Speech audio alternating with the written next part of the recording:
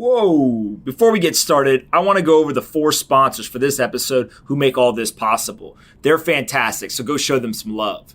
The first is the best URL in the industry, Crypto.com. They're a crypto platform with one goal, driving mass adoption. That's why we're all here, right? To get every human on earth a digital wallet and to get them using digital currencies. Crypto.com's helping people do that through buying, earning, lending, and a new card payment. Everything you could want is at Crypto.com. They've been longtime supporters of Off the Chain and recently announced a new exchange. So go help them out, download their app from the App Store, or visit Crypto.com and tell them Pomp sent you. There's nothing better in the world than a company helping to drive global adoption of this new technology.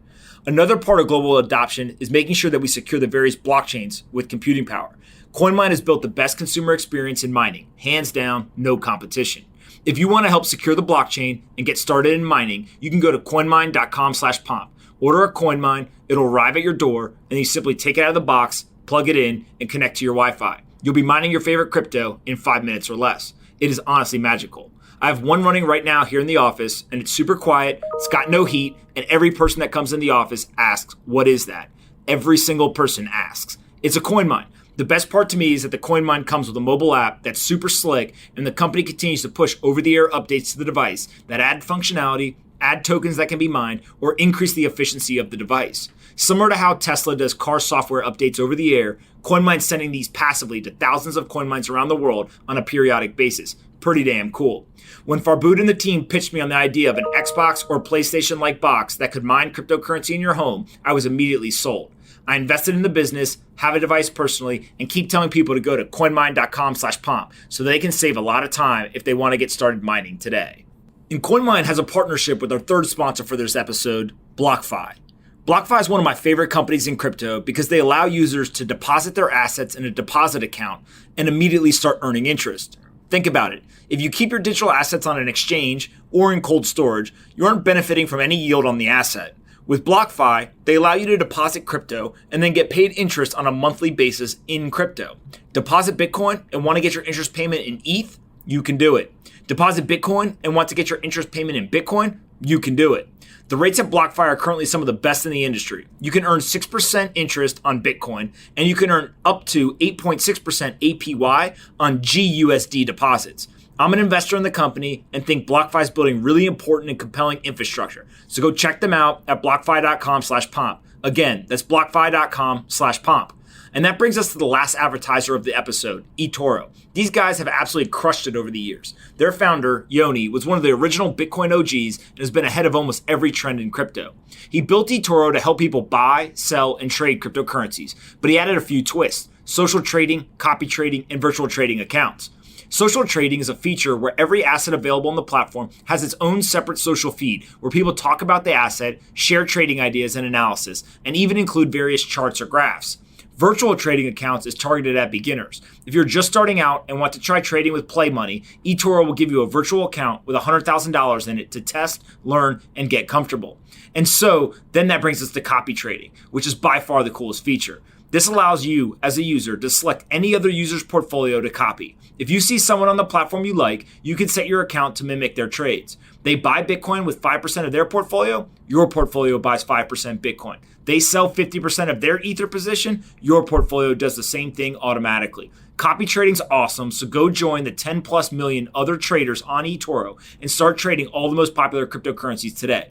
They're one of the largest companies in the space, and you can get started by going to eToro.com. Again, that is eToro.com, where the entire team's ready to get you started in just a few clicks. And don't forget, go subscribe to the Off the Chain daily newsletter. You can go to offthechain.substack.com. I write a letter of news, analysis, and opinion every morning that goes out to more than 40,000 investors. See you there. What's up, everyone? This is Anthony Pompliano. Most of you know me as Pomp. You're listening to Off the Chain, simply the best podcast in crypto. Let's kick this thing off. Ryan Leslie is an American recording artist and record producer from Washington, D.C. He has produced singles for a number of prominent artists in a variety of genres, ranging from R&B and hip-hop to pop and gospel. In 2011, he was nominated for a Grammy. Ryan graduated from Harvard University and has made a big push into entrepreneurship in the last few years, where he's the founder and CEO of Superphone and Next Selection Lifestyle Group. In this conversation, we discuss graduating from Harvard, what it is like producing music with Jay-Z and Kanye, how Ryan discovered entrepreneurship, what his big idea behind Superphone is, and then Ryan tells us a bunch of awesome behind-the-scenes stories that you don't want to miss. I really enjoyed this conversation, and I hope you do as well.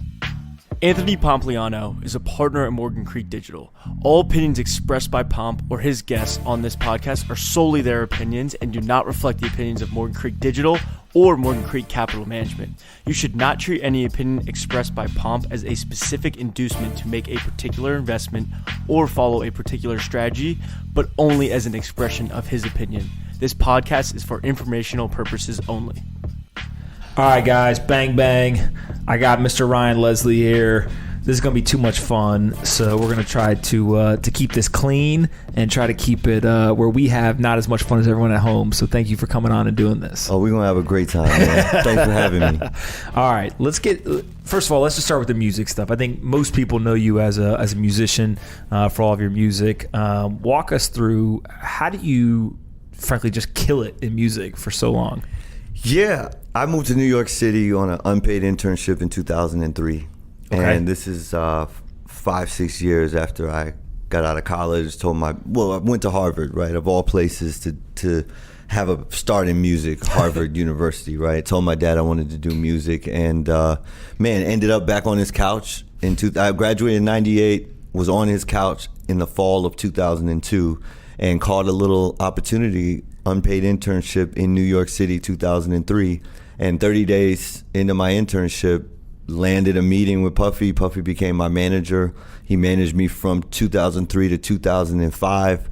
I learned really everything I know about the music business, really from A, reading a book called All You Need to Know About the Music Business, and then B, actually having two of probably the most polarizing and at the same time most exciting executives and just personalities in the music business as mentors. And I was Sean Diddy Combs and Tommy Mottola, man. And so that first year, or those first 2 years, I worked with everybody. My first record was a record for Beyonce on the Bad Boys 2 movie soundtrack called Keep Giving Your Love to Me. And then over those 2 years, just worked with everybody, Britney Spears, Snoop. And really that was directly correlated to the fact that when you're working in Puffy's camp, you have access to every project. You can touch really any project that's happening.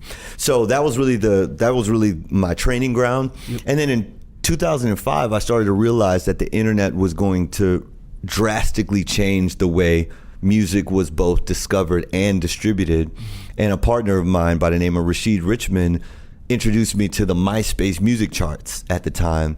And he didn't just introduce me to the charts, he also came with a game plan. And that game plan was that he actually was like, yo, I can control the MySpace keyword. And I said, well, what does that even mean? He said, well, look, MySpace isn't bidding on their own keyword because they're already the #1 organic Google search result for the keyword MySpace. But we can own 2 through 8 organic based on some SEO, SEM. And so, man, I took my girlfriend at the time. We made a MySpace profile for her. I made a song for her. And over the next 3 months, she went from 0 to 650,000 friends based on this little Google algorithm hack. And that song was called Me and You, and it went on to be top 10 in 8 different countries. And my previous mentor ended up signing Cassie, and she was the first artist to have a 1-to-1 correlation between social following and sales. So 650,000 friends on MySpace, 650,000 units sold. 650,000 friends on MySpace, 650,000 units sold. And that's when I really knew that I had a real passion for disruption and being able to sort of turn the entire model for the music business upside down was really kind of that first foray for me into just technology and the marriage of technology and creativity. And so I went on to consult Puffy on how to grow his MySpace profile. And then Puffy and Cassie fell in love, and I never made a record with her again. And man, that was a great time, because they say out of heartbreak is born, great inspiration for art. Yeah. I made 2 albums, and man, the second one was Grammy-Nominated. Continued to produce for a bunch of folks. worked on Kanye and Jay-Z's Watch the Throne, did a bunch of sessions with them. Man, I got a bunch of questions. Yeah, let's start with what was the job that you were coming, the unpaid internship? What were you supposed to be doing when you first came? Yeah, so what was happening is that, Puffy had a team of producers that was called the Hitmen, and Puffy's got a favorite line that says, "Take hits from the 80s and make it sound so crazy." The issue with taking hits from the 80s, making it sound so crazy, is that when the song blows up, the people that produced the record only get a sliver of those earnings because the original copyright owners, whether it's such a line share. Exactly, because they own the copyrights, right? So the producer that I was working with, his name is Young Lord, said, "Look, man, can you actually play original chord progressions instead of me having to sample them?" And I said, "Yeah, sure, of course I can." And so that's what I did. That's what I came to New York to do. He had drum beats and drum loops and was looking for dope chord progressions that he could place on top of them, so that when a record hit, we could actually legitimately split the earnings instead of having to pay a third party. And so that's what I did. That's what I came in the game. What's Puffy like? Oh, he's amazing, man. He's amazing. What's the first thing you remember about him? Man, to be honest, the first thing I really remember about Puffy is that he had so much of a presence and influence on Harvard's campus, and I had never even met the guy, Really? And so, and the presence and influence that he had on Harvard's campus was that, just, an hour away in New York City was this music that was moving all the parties, moving all the social events. That was the soundtrack, really. That Bad Boy era was really the soundtrack to my whole college career. So meeting him finally was really just like, I really felt like I already knew him, and he really was everything. He had every element that I expected him to have. An incredible tenacity, an incredible work ethic, an incredible sort of discernment for the kinds of people that he wanted to have around him, and a real love for music and a real love for entrepreneurship. And he really exemplified, I think, what my homie A$AP Ferg is continuing to bear the torch for, and that is just like that Harlem hustler mentality, man. And so when I moved to New York, when I first came, I was in Young Lord's crib. So when I moved, I wanted to move to Harlem because I wanted to move to that epicenter of what that hustle that I'd always admired and had a chance to actually work closely with in Puffy's camp. Yeah. There's a song, what is it, Bad Boys for Life, I think, where the music video, they're riding the bikes down the street and stuff. I remember that was just a hit. Yeah. Right, you're a little bit older than me, but I just remember listening to that over and over and over again. So inspirational, man. So when you see everything that's been happening, for listeners, if you're unfamiliar, go back and check out those videos, and then for more modern day, just look at what the A$AP mob is doing, A$AP Rocky, A$AP Ferg, and those kind of party starting records, dressing fly, nice and smooth with the ladies, all of that, that's everything that, Cameron, Jim Jones, all those guys, it just Harlem goes back guys. to this idea, like music sets culture, yes. Right? And I think a lot of people, they're used to listening to music. A lot of times you're actually listening to stuff, you don't even realize what it is. You've heard the song before, you've heard the, the beats, whatever, but music definitely sets culture. And I think now what we're starting to see is musicians that are realizing, whether it's Kanye or others, saying, look, I'm not just a musician. I'm not this one-dimensional person. Yeah. I can actually go and do other things, right? And because I think there's a lot of people who are musicians who can do other things. There's not a lot of people who do other things that can be musicians, right? That creativity and that skill set is could serve you really well when you break out of just music and go do other things, right? Absolutely. Yeah. What's the one artist that you worked with that you got a great story for us that people probably haven't heard before? Man, like, what's your favorite memory working with all these artists? Listen, I would have to say working with Kanye and Hov on the Watch the Throne sessions was really legendary, life-changing for me, just because, we started in Bath, England at Peter Gabriel's studio, and mind you, that studio already just looks like a spaceship, so you can imagine me pulling up and playing some beats for Kanye, and then having communal lunches or dinners with Hove, it's Beyonce, it's Kanye, and this is all before the Watch the Throne album. So we just knew that something incredible was brewing, and just to be part of that process was incredible. But I remember one night in Australia, because we ended up we did Bath, England, we did Paris, we did the Mercer, we did Sydney, Australia, and so there was this big mansion in Australia. I went out to check them, and at the time, Oprah was broadcasting her show from, I think, the Sydney Opera House, and Jay-Z was a guest on the show,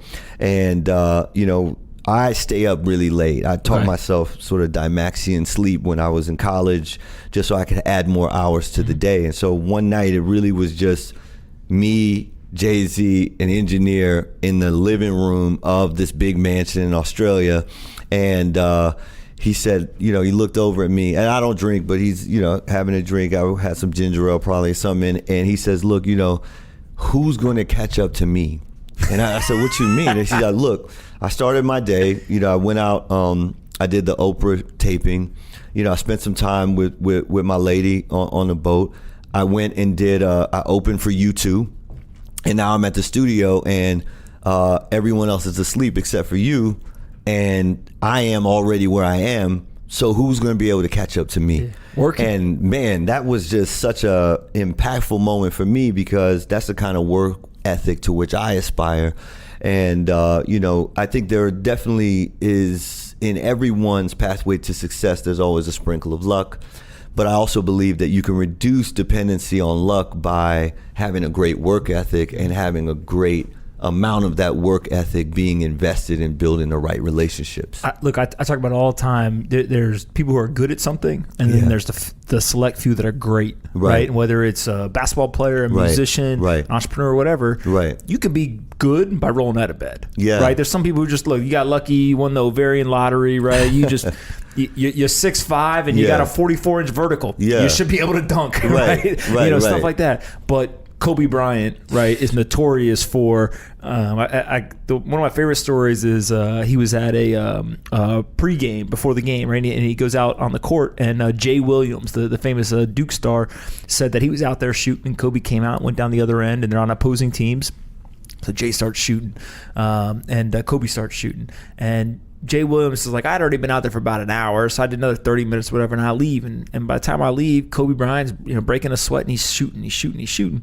And I walk inside in the locker room, go out and play that game that night, and Kobe put up 40 points or something. He walks up to him and he goes, man, Kobe, how'd you do that? You spent an hour and a half before the game doing this or whatever. And he goes, man, I wasn't leaving that court till you left, just so you knew you were in my house. Right? That's what it takes, man. And it was just, he was playing a game before the game even started, right? And he was out there and he was working, he was doing all this stuff. And so it's that idea of you take somebody who, even then, Jay-Z had a pretty big lead on people in terms of what he was doing, and for him to say things like, who's going to catch me? We shouldn't be surprised by what he's doing now, right? And where he's gotten to, because you had a front row seat to some of that hard work and kind of seeing that path. No surprise, and proud of it, man. I feel like especially for folks who really get it out the mud, as they say, right? So you really come from nothing, and when I say come from nothing, we're not even talking about starting with nothing, but we talk about generationally prior to when you arrived on the earth, you maybe even had a negative it's poverty cycle. Yeah, you know what I mean? Yeah. So to see that, and to see that kind of success, and to see that it can be replicated, is really, I think, one of the greatest motivators for the work that I do every day. For sure. What's Kanye like?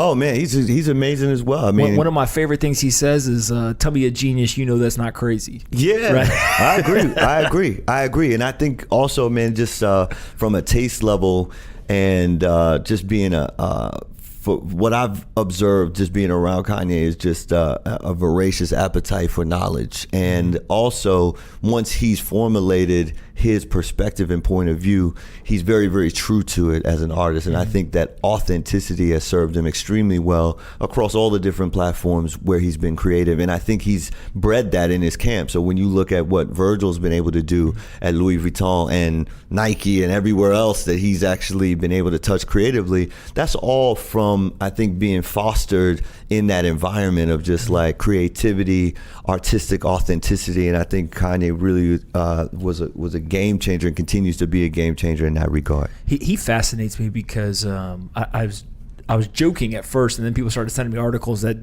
say it might be true, that Kanye's a billionaire, right? And it's because he owns Yeezy. And my understanding, he owns 100% of it, but he's got some kind of rev share deal with Adidas on it. But on that, the dude sold over $1 billion worth of gear. Yeah. Right? Yeah, you could say Adidas helped him, whatever. Yeah. You don't do that by accident. Yeah, exactly. No, it's true. It's right? true. It's true. So, yeah, I mean, listen, to be in the company of those greats, to work alongside, to be respected as a peer, to be respected as a co-creator, to be respected as someone who was valuable in the creative and business process is an accolade that I don't take lightly. I take that with a great deal of pride and responsibility. You know what I mean? Yeah. So we met a couple of years ago, and I told you then, and I reminded you today that the very first time I ever heard about you, knew about you, anything, was I saw a video on YouTube of frankly some madman sitting in an apartment in New York, and you had a cup of change, so little coins, and you were shaking it, and that turned into a part of a beat, and then you went over and you started playing on a keyboard, that turned, and it was literally you were making a song. Right. And what's the video called? The video is called Ryan Leslie, I Gets Money. So Money. If you want to take a look at it, it's on YouTube. Just do the search, you'll find it. You're a Grammy-nominated artist, all stuff. And I know you because of this viral YouTube video. Yes. And I think that's really just a testament to the fact that you have to be an early mover on social channels in order to actually win in that arbitrage. And so for me, the minute I discovered that YouTube was available and it was free, I was one of the first guys on that to go there platform to the point where they knew who I was. They were sending me t-shirts and all kind of other merch and gear and swag, just because I was one of those folks that not only was I using the platform, I was using that platform in a way that was disruptive. So seeing how the actual beat is being made, I think really fathered a lot of folks today who are doing that so that they can get some exposure for what they're doing. For sure. So you got a whole nother part of your life. But before we get to that, I've always wondered, somebody who's got the musical talent that you have, do you just walk down the street with beats in your head? Like, are you sitting there just thinking like, man, I heard that noise, I heard that bus door close. That could be part of this beat or whatever. Or is it more of, you've got to have a really concentrated focus, let me go into a studio, and that's where kind of all the magic happens? Listen, my dad told me a story that I don't even recall. He said when he was in college, he brought... I was already around when he was in college. So he and my mother were at actually the Salvation Army Training College in Atlanta, Georgia. And he says that he gave me a quarter or something to go get a soda. So mind you, soda was only a quarter back then. And I didn't come back. And so he's wondering, like, okay, what's going on with Ryan? Like, the soda machine's right in the hallway, right down the hall. Where'd he go? He comes to the soda machine, and I'm like, hey, Dad, the soda machine is making a beat, because it had a rhythm to the whirring.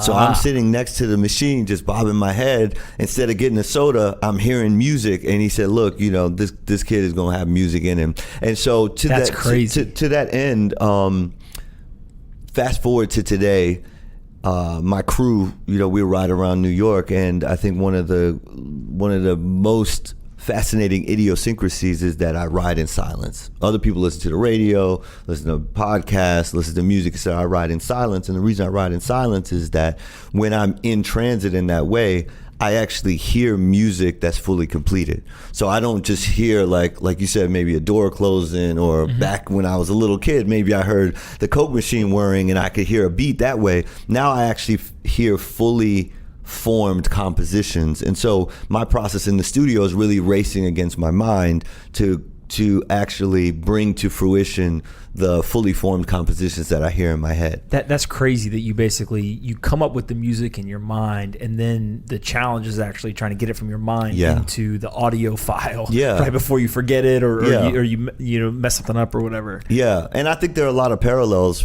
between that and product designers, right? So just the idea, or app developers or startup founders, right, is that they have this concept, and not only do they have a concept of a solution, they actually are envisioning a future for the world and how their solution actually fits into the way the world will work in the future.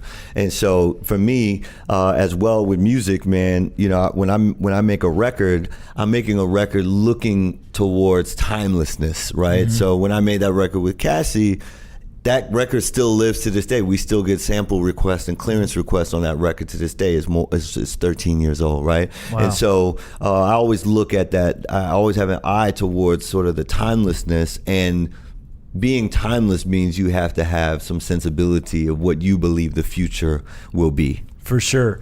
So the music career is pretty well documented, right? If you're a Grammy-nominated artist, you can't hide. Can't hide. But you got this whole other side of your life, which is as a tech entrepreneur, right? Yes. An investor. Maybe tell us a little bit about what you've been doing on that side for the last decade or so. Yeah, well, I mean, it's really related. So, like I said, we built a very huge social following for Cassie, and then all of a sudden, all those followers just migrated away. And I thought to myself, man, you know, we invested so much to earn the equity in that social platform, and then it just disappeared as people migrated off. So we used to be able to send a bulletin to 650,000 people, and there was conversion, and there was engagement. And now, because those people have migrated to another platform, we send a bulletin and there's crickets. And so I thought to myself, man, it would have been so much more prudent for me to collect phone numbers, because even though that's a retro social handle, it can be retrofitted with modern technology. And so that's an experiment that I embarked on in 2013. I gave my phone number out to 550,000 people on Twitter. And man, it really was the birth of the platform, which is Superphone today. And so what I really wanted to do was, anyone who sent me a text, I wanted to know who they were, because obviously I didn't want to have just a feed of unknown numbers. So I built a simple automation chain that says, look, somebody sends a text, you don't recognize the number, just hit that person back, say, hey, I don't recognize this number, I'd love to stay in touch, please add your information to my phone. Second, I was doing a lot of business on Shopify, so I wanted to check whether they had purchased, and in the event that they still had yet to purchase, send them a recommendation to do so, and then also trigger, at the time of purchase, trigger a thank you. And so that was a simple automation chain. Step 1, 2, 3. Number 1, put your info in my phone. Number 2, once I have your info, check and see if you've bought, recommend that you buy, and then third, thank folks. And man, the results of that sort of experiment were staggering. 35,000 of my 550,000 people actually texted me. Wow. Every single one of them, because of the automation chain that was built, received a reply which said, hey, put your info in my phone. 33,000 of the 35,000 opted in by entering their info in my phone, and the sales conversion was just literally just unbelievable, charts, yeah. right? 50%, 17,000 of the 33,000 who received a link to purchase actually bought. And then I basically had my most financially lucrative album cycle run straight off the iPhone, straight off of text. Really? And so I knew at that juncture that I was on to some future way of engaging an audience, and that led to an audience of one, Ben Horowitz, who went on to be the first investor in Superphone.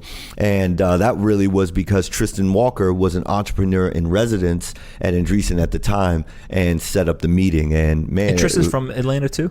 Tristan is actually from out here. Oh, He's really? in Atlanta now. Okay, he's in Atlanta now. Yeah, Okay, he sold his company, Walker and Company. I was an investor. Sold congratulations. Sold it to Procter and Gamble, and now he's in Atlanta. Very cool. Continuing to just keep it hot down there. I mean, he was just on the cover of Fast Company. I saw. They did a whole special series of articles on Atlanta. Paul Judge, they featured. He's also an investor, angel investor in Superphone. So man, I like that. Atlanta crew. Yeah. So Superphone essentially, when I first saw it, the first thing that jumps to my mind is you're building a CRM tool, right? Absolutely. Which essentially allows you to put people in. They can kind of self-qualify themselves, Yes. right? They can give you whatever information they want. Yeah. And then what it allows you to do is know who they are when you're communicating with them, and really break down the friction to communicating with these people. Yeah. And over time, it's really evolved into the ability to set reminders, right? Do kind of all these more what I consider like 200 level or 300 level type actions. But at the end of the day, we have CRMs or other tools from almost every other communication platform. Yeah. Email, social, Right. all this other stuff.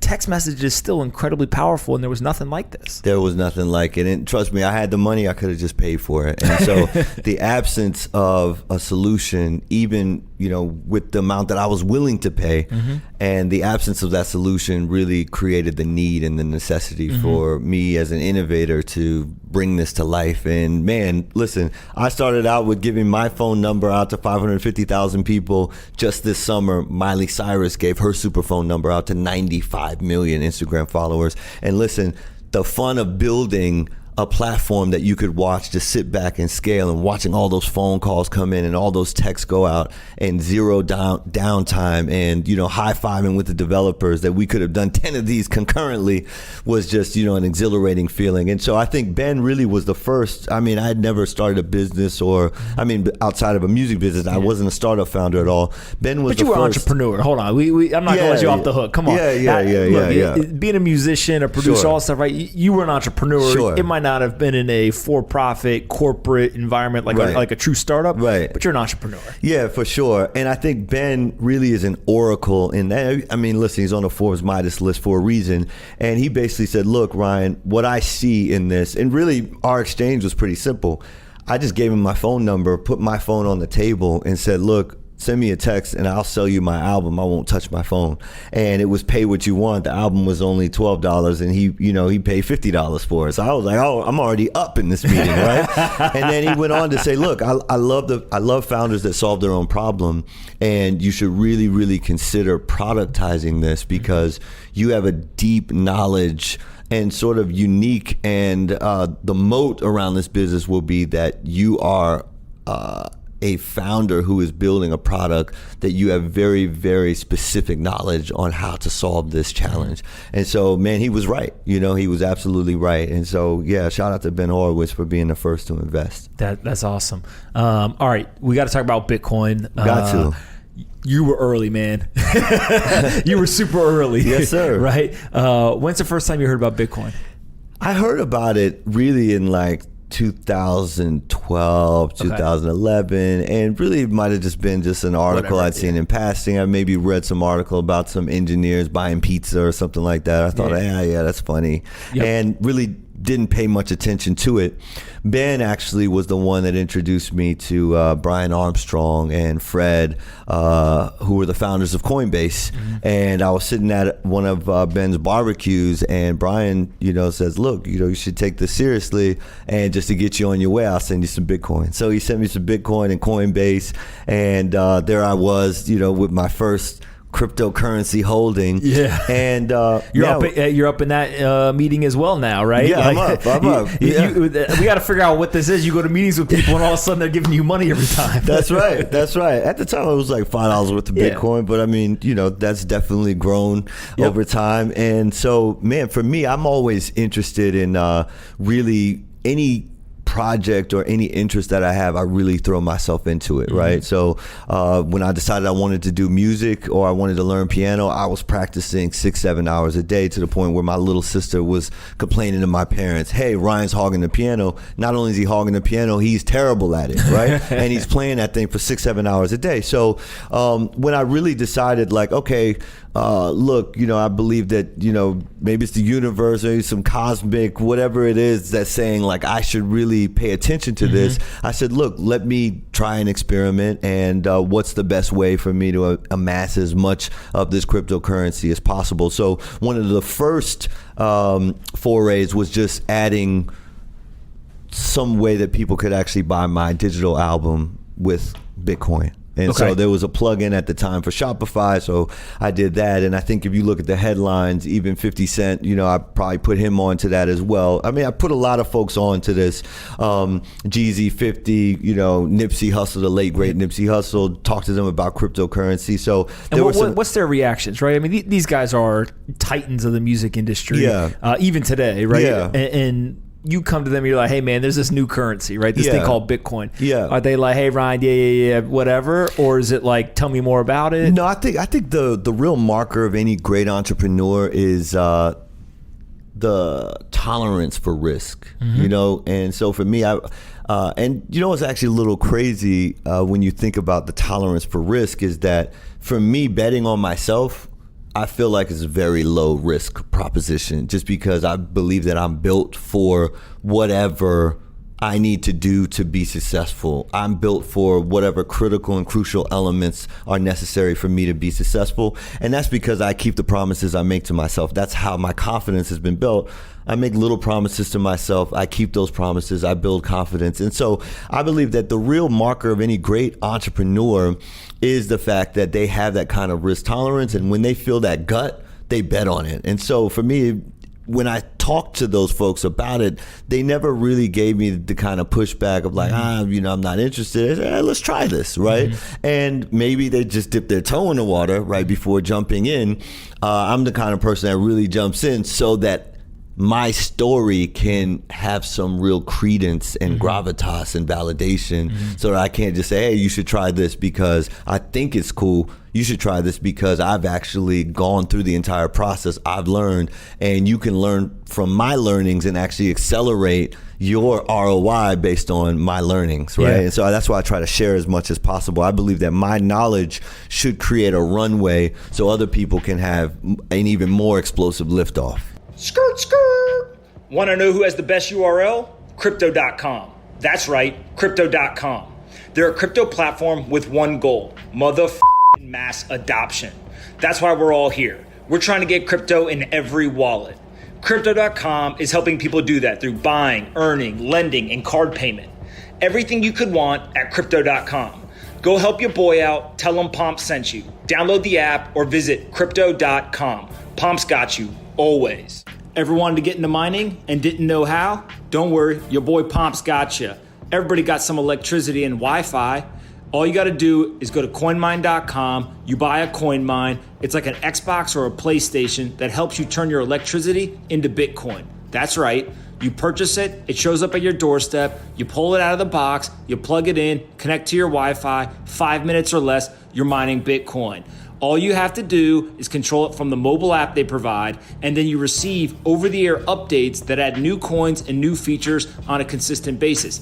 Kind of like how Tesla does over-the-air updates and updates the car software. Just you're updating your coin mine. Consumer mining made easy. That's right. Go to coinmine.com, tell them Pomp sent you, and thank me later. One more word from our sponsor, BlockFi. Their new interest account allows you to securely deposit your Bitcoin or Ether at BlockFi and receive 6% annual interest paid monthly in cryptocurrency. This rate actually compounds, so you receive a 6.2% APY, which is very attractive given the alternatives. So you can actually take your Bitcoin, you can deposit it with BlockFi, and get paid an interest rate of 6% in return. Go check out blockfi.com/pomp. Again, blockfi.com/pomp to sign up and start earning interest on your crypto today. You nailed it, man. I've never met a successful person that doesn't believe in betting on themselves. Yeah. Right? I mean, again, you can go any industry, whether it's business, athlete, musician, whatever. The common theme across everyone is, listen, I know it's going to be hard. I know it might actually even be pretty close to impossible. Yeah. But it's me. For sure. Right? If I bet on me, then we'll see what happens. But we're going all the way. But and I think part of it is actually, in one of my partners and I talked about this before, it's not so much an arrogance of, hey, I'm betting on me because I think I'm better than everybody. It's the exact opposite, actually. It's I'm betting on me because if this doesn't work, I only want one person to blame. Absolutely. Right? And Absolutely. it's I don't want to count on somebody else to be the person that something I'm doing fails. I want to be able to count on myself being the reason why we win or lose, right? Yeah. And I think, again, you see, the stories of these athletes who get in the huddle and say, hey, give me the ball. Yeah. What play we're running? We're running the play, give me the ball. Yeah, for sure. Sure. And so I would say the biggest bet that I made was to introduce Bitcoin, or the concept of Bitcoin, to folks that were actually paying me for my services. So at the time, those services were, whether I was doing hostings or doing concerts, etc. I wanted all my advances to be paid in Bitcoin. And you just go to them and just say, hey, I don't want dollars, I want Bitcoin. Yeah. What do they say? Man, I got screenshots on WhatsApp where people are like, what are you even talking about? Like, what is this? Like, you don't want dollars? And so, man, it's so much easier to just make you a wire. Yeah. And I mean, I was very, very clear. I said, look, this is how I want to get paid. And so, I had a great deal of shows and appearances and all kinds of experiences for which I was paid in Bitcoin. And it was a very significant amount in those early days, and I've just held since then. That's awesome. Why hold? Like what would just deep conviction? Hey, this is going to be worth more in the future. Did you forget about it? What was kind of the thought process behind holding? Yeah, I think really first and foremost, I think just the culture of what I've observed and sort of just watching folks online that are excited. It's wild, man. It's a combat zone out there. It's hodl. You know what I mean? Twitter is wild. These people who believe, right? And you see it every day. They just they really, really believe. Yeah. And I mean, honestly, there are definitely opposing and polarizing viewpoints on cryptocurrency and Bitcoin, particularly because it's the most prevalently sort of widespread, widely recognized currency. But I think there are a few indicators to me which definitely gave me the confidence to just hold on. One of them was the Overstock deal, right? So the fact that you can buy anything on Overstock with Bitcoin, and then also just the fact that I'm really just fascinated with just this concept of value exchange and value exchange that's trustless. And I believe that beyond just the concept of Bitcoin itself, just the fact that you can assign value based on its appearance on a ledger, right? And that people are willing to exchange goods and other currency for that. I think that, at some point the dust will settle and there will be some value as long as people assign the value to it. And I think we saw this pretty rampantly in all of the ICOs that were happening, right? Everybody had a coin, right? And for me, I just kind of like watched from the sidelines because I was holding the main, the early, king. The king, right? So for me, I think it's just about I'm just very, very curious about the about where it will all pan out, if you will. And at least for me as well, in all of my other investments. So I was early in Google, Apple, Amazon, Starbucks since 2007, 2008, right? Wow. And I just held, right? And so I think that I think that Warren Buffett would disagree with me on Bitcoin, and he has, I think, very vocally disagreed that there is any value there. But I think at the end of the day, for me, value is what people assign.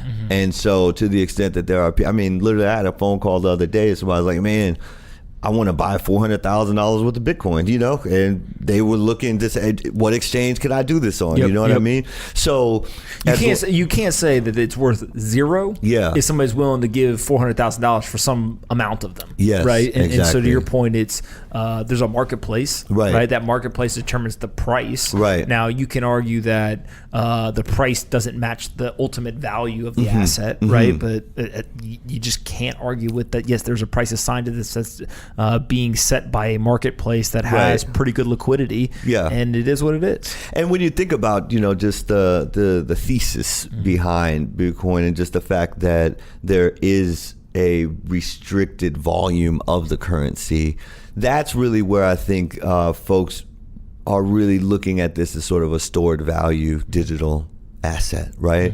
And so to the extent that Bitcoin eventually, and I've heard people talk about this at various conventions and conferences, to the extent that it has the scarcity associated with Bitcoin as the same scarcity has been associated with, let's say, gold, for example, then really the price of a Bitcoin could really, right now it's hovering at somewhere at 10, 11,000, could easily, my price target was always 25,000, right? And then, there are folks who have predicted that it could get to, 100,000 a coin, $1 million a coin, should it actually reach the kind of stored value assigned to it that gold has assigned to it. And so, for me, I'm just watching, man. I'm just watching. I'm enjoying the gains that I've already realized, and I'm just holding, man. Well, you told Jeezy about Bitcoin. Tell us that story. Yeah, I did. So Ludacris was having his birthday party, 40th birthday party, Chateau in Paris, and kind of the outskirts of Paris. And Jeezy and I wanted to stay close to the city, the metropolitan city of lights, Paris. Shopping, whatever it was. You and Jeezy going to the Eiffel Tower together? Nah, Eiffel Tower, but maybe the Cavalli store. You know what I'm saying? Because Fair enough. Yeah, one of the freshest guys I know, man. Snow. You got it ice cold with it, right? So bottom line, I said, look, man, one of my favorite restaurants is this Chinese restaurant called Diep. And so I said, look, why don't we, invite some folks, come and just chop it up, have a meal. And literally for like an hour and a half, just sat down, talked to him about it, showed him kind of the growth of my holdings, and just talked to him about just having some diversity in his investment portfolio that included, what some may consider a risky investment, but which has, over time, returned data speaks for itself. Had a beautiful return. Yeah. It's pretty cool that you get the opportunity to talk to people who have so much influence, right? Yeah. You've got kind of your sphere of influence, and then the people that you work with on a daily basis in the music side, same thing. Yeah. So you've been beating the Bitcoin drum for a while now. Yeah. So thank you from all of us. Yeah, no, and just totally excited about it, man. Just totally excited about, and for me, blockchain as well, right? So blockchain as well. Right now at Superphone, the thesis for me is really about trust and transparency. And so, it's pretty polarizing, right? Because when you put this in a romantic context, right? How many girls go through their guys' phones, right? And how many are like, oh, okay, nothing's going on, show me your conversation with her. Show me your DMs, right? And trust me, I've had my share, right? And so with Superphone, what I'm building, and potentially there could be a really beautiful blockchain component to this, is the fact that every message could be stored on the blockchain, and eventually you'll be able to build a relationship graph that tells you how close you are to someone, because every message, the interval between messages, every phone call, the duration of phone calls, the interval between phone calls, that will all be logged on a blockchain. And then, you don't have to trust if, hey, does Pomp know Ben Horowitz? I'm looking for an intro. Well, just show me the relationship graph. And if everything is actually logged on this ledger, which is kind of applying the blockchain to a data set, which I think is really, really overlooked, which is our communication health, right? We already have, I would say, services and apps which track our health in terms of how many steps we take, or, how many calories we burned, right? To be able to actually track that on a conversational level, I think is really going to help to accelerate success. Whether you're we're all salespeople in some way, right? So if you're trying to get, this girl to go with you to the prom, then or get this girl to go on a date with you, or whatever it is, you're selling at some point. And so the strength of relationships and the ability, I think, to put some truth and transparency to the point where you can have a trustless system around how close people are. I think LinkedIn has tried to, up to this point, do it. I think is really powerful. And also from a music standpoint, Benji Rogers, who's also an angel investor in Superphone, started Pledge Music, and came up with this concept of blockchain, where the music file type like MP3 or WAV is very, very antiquated. And so there's so much more information that can be stored around my latest recording. And so once again, that also, I think there are blockchain applications for storing that data, the transfer of digital assets, et cetera. There's so much there that's really exciting to me around the blockchain. For sure. This is part of the automation series we're doing. What's going on with automation? What are you seeing there? What's got you excited? Oh, for me, man, so much. So automating relationships, very polarizing, very, very polarizing topic. Why? So Superphone has a feature called Never Lose Touch. And for me, I utilize that feature to make sure that any time, whatever interval of time goes by, that I lose the ball or drop the ball with staying in touch with someone, Superphone just jumps in and sends a message.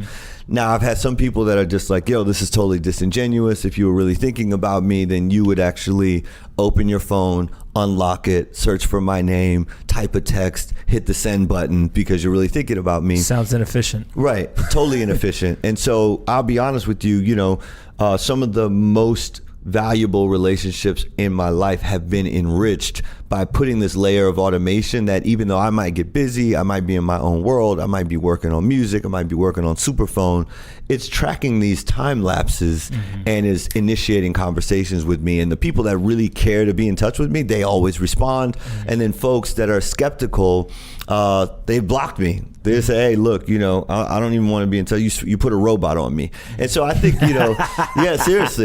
seriously. And so I think that... Does that make you the robot king? The robot king. I will say, world's most connected, because once I meet someone and they get into my Superphone, I'm immediately tracking everything that I just discussed. So how long does it take for Pomp to respond to me? How often do we have phone calls? What's the interval between phone calls? Does he use emojis? How many MMS does he actually send? Does MMS actually equate to some larger event that's happening in his life? After an MMS, does it immediately upswing to a telephone call? So all of those data points are now in a platform where you can't do this on iMessage, right? So now all these data points are in a platform that makes that data actionable. And so for me, automation is key because of the scale at which I'm texting. I got 98,000 text conversations in my Superphone.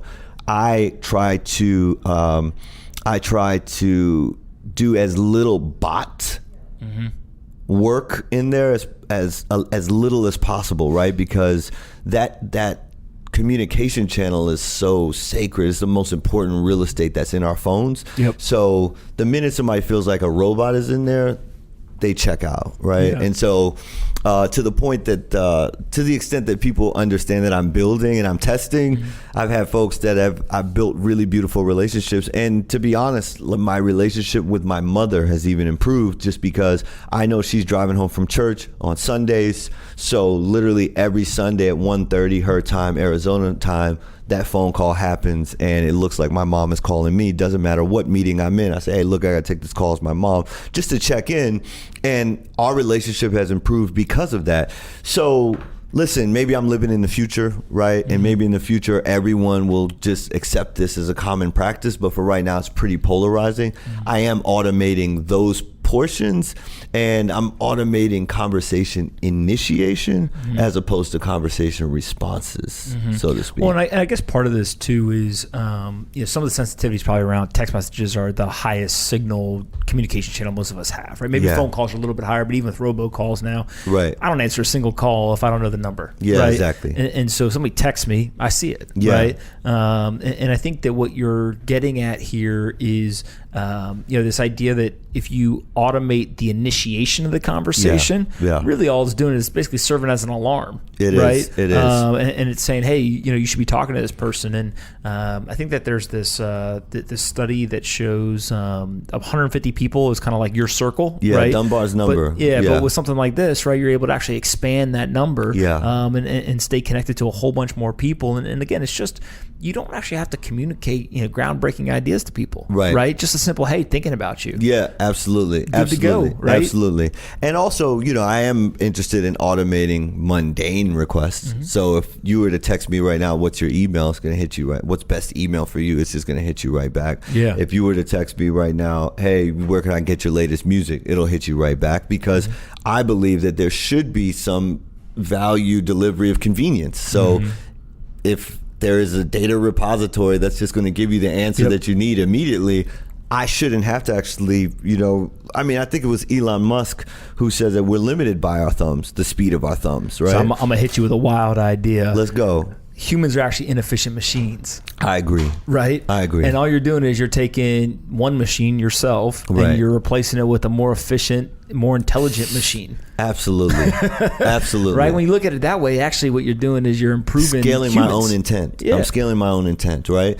And so, I'm running a lot of businesses on Superphone. I'm running a lot of businesses on Superphone, whether it's for my clients and customers or whether it's for me. So like right now, I'm running an interactive wealth building club. Okay. How's that work? Newsletter. It's called Wealth Plan.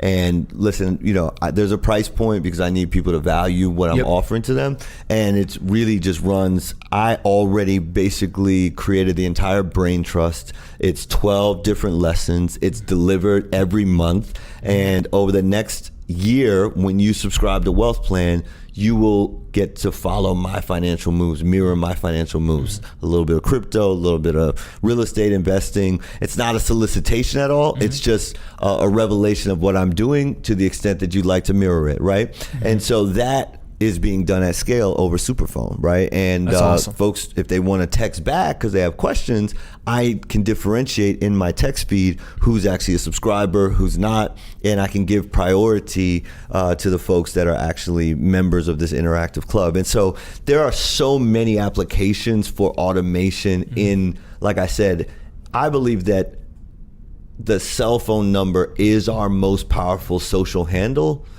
I think that Instagram has been trying to definitely follow in that same pathway by allowing folks to make phone calls straight out of their DMs, video calls straight out of their DMs. As an influencer, so to speak, with 330,000 Instagram followers, that feature is not available to me because they haven't built the kind of management tools that would be necessary for the amount of phone calls and video calls that I would be receiving. So people can't call me, I can't call them. With Superphone though, all the management tools are built. And so only people that I want can ring through.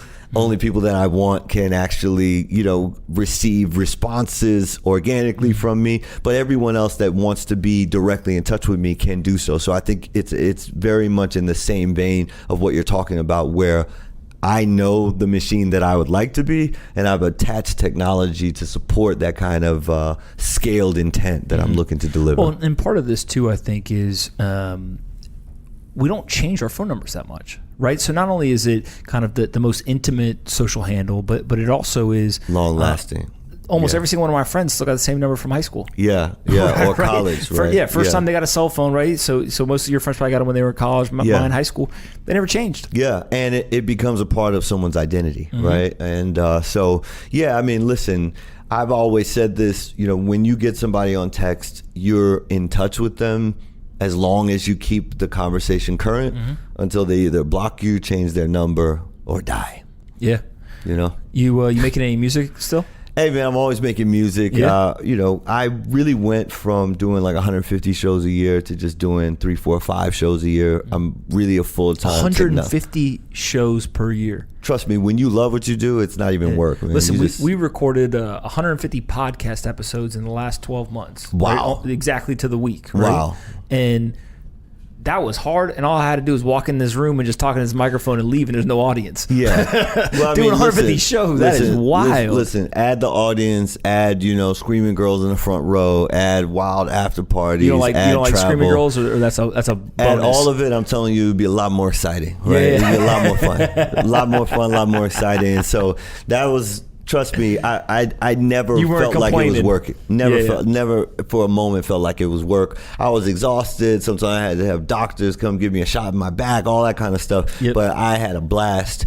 And now, that focus, that energy, that passion, that excitement is really 100% invested into Superphone. I really believe that the work that I'm doing, and I'm seeing competitors come out and clone what we're doing as well. And I think that's just validation that the work that we're doing is extremely valuable. It's extremely important. And for first movers, just like I was a first mover on YouTube, the arbitrage opportunity is now. So you sign up for Superphone, you have the ability to be ahead of the curve in terms of communication intimately at scale and the kind of personalization that the data from the context of a conversation provides. I mean, it's very, very powerful. For sure. What do you think the future of crypto is? Bitcoin? Oh, man. Where do you think we're headed? Man,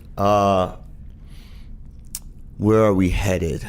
Man. Like anything that you think a lot about in the space, or just more passive, hey, I kind of made my investment and I'm just going to let it ride? Yeah, no. I think really for me, I think, like I said, and we talked about it, I think a lot more about blockchain and just the ability to have that ledger and to have a trustless system. And I think a trustless system I think a trustless system is really just there's an invaluable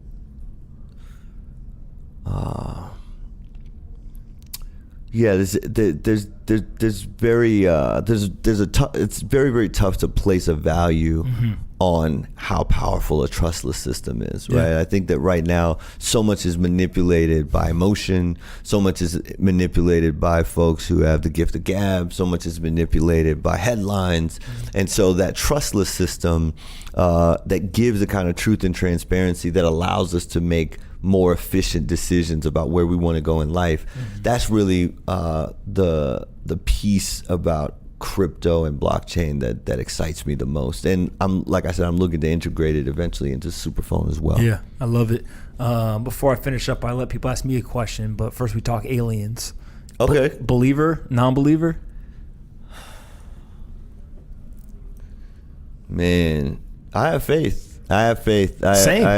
Yeah. I have faith. Yeah. You think they exist and we just never came in contact, or you think that somehow somebody along the way came in contact and Area 51 and all this crazy stuff is true? I mean, I will have to dig deeper. I will have to delve deeper to make, formulate my own opinion on this. I can say that I've been wildly entertained by Star Trek.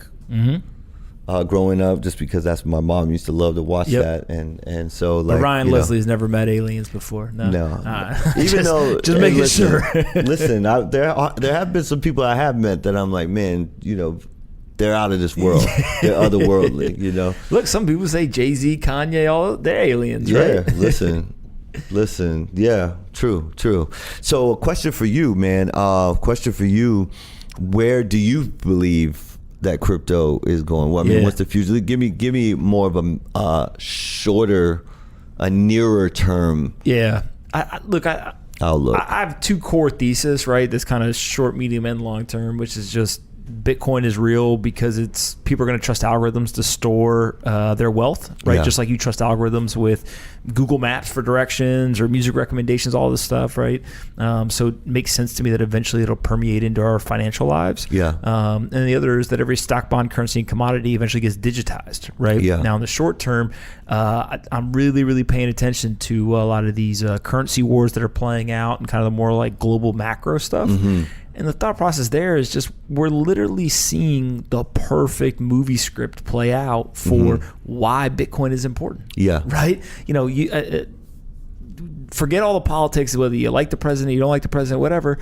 When they're tweeting about how monetary policy should be implemented and, we're going to have a trade war and this person or that person, all this stuff, what you realize is there's a bunch of chaos, right? And so you may like the chaos, you may not like the chaos. It doesn't really matter. It's hard to argue there's not chaos. Yeah. And I really like Chamath, the social capital says, Bitcoin's just like schmuck insurance, right? Or kind of chaos hedge. Yeah. And so the more chaotic the world gets, there's some people who just say, I want some percentage of my wealth to be stored somewhere that's super transparent, that's trustless, that doesn't have the chaos, right? And again, I don't think that's going to be 100% of every single person on the planet's wealth, especially not in the short term. But I think that kind of paradigm comparison between the chaotic world and the non-chaotic world, to me, it's fascinating, right? And it's something that previously wasn't really available to people. Now it's here. It seems to be working. It seems to be getting adopted. And I've now shifted to, I don't try to convince people that it's real, right? Here's what I say to them.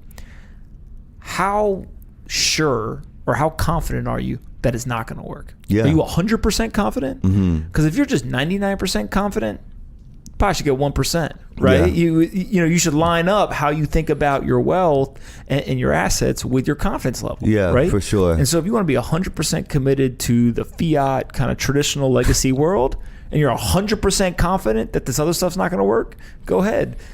I find it really, few and far between the people who think that they're 100% confident, and so it leads to, kind of these bigger conversations that I think are more important. Yeah, and I will say this as well. I'm all about speed and efficiency, and I'll just be real. What's important to me is speed and efficiency. So let's give you a case in point. I went to the bank. I wanted to, give somebody $20,000, right? They don't have the same bank as me, so I go to the teller. I say, look, I want to give somebody $20,000. What's the easiest way to do it? They say, okay, well, there's two ways. You can do a cashier's check, or you could try to do a wire. But it's after 5 p.m., so it's after 4:30. The other bank is open, but we can't guarantee the wire still goes out today. I'm just like, man, that's my bread, and I should be able to move it instantly if I wanted to. Let me be real with you. Literally, 2 different financial institutions. I did a cashier's check.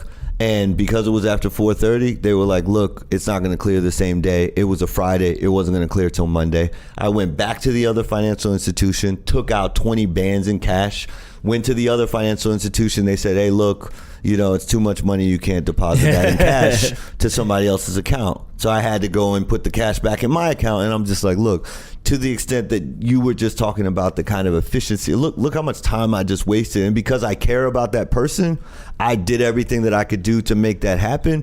But at the size of that transaction, $20,000, the rings and hoops that I had to jump through and AML questionnaires and passports, etc.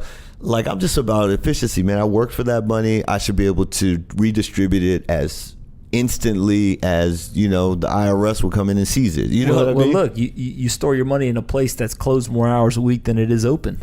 Yeah. Right. Pretty crazy to think about that. When you need it, you may or may not be able to access it. Right. Yeah. Yeah.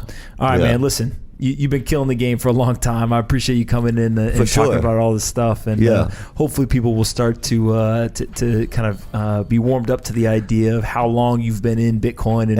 And you're one of the leaders there. So thank you from all of us for pushing that narrative with a lot of people with a lot of influence. For sure. And anybody that has unanswered questions, wants to reach me directly, I have a URL. You can leave your number. I'll text you right back. It's textryan.com. Very simple. Just visit that on your mobile browser. Leave your number. I don't have to give you my number. You just have to know yours. You drop it in there. I'll text you right back. And so, just hit me at any time. Textryan.com. Textryan.com. Man, you made it super easy. Super easy. Just leave your number. I'll text you back. Thanks, Pomp. All right. Thank you. Appreciate you. Hey, everyone. Pomp here. If you like this episode of Off the Chain and want to help us take crypto to the top of the Apple, Spotify, and other podcast charts, please do us a favor and rate, review, and subscribe. To review, simply go to the Off the Chain homepage, scroll down until you see the 5 blank stars. Taking 15 seconds to fill those stars in and leave a quick review goes a long way in helping us take the entire crypto ecosystem to the top of the charts. I appreciate you listening, and see you next time on Off the Chain.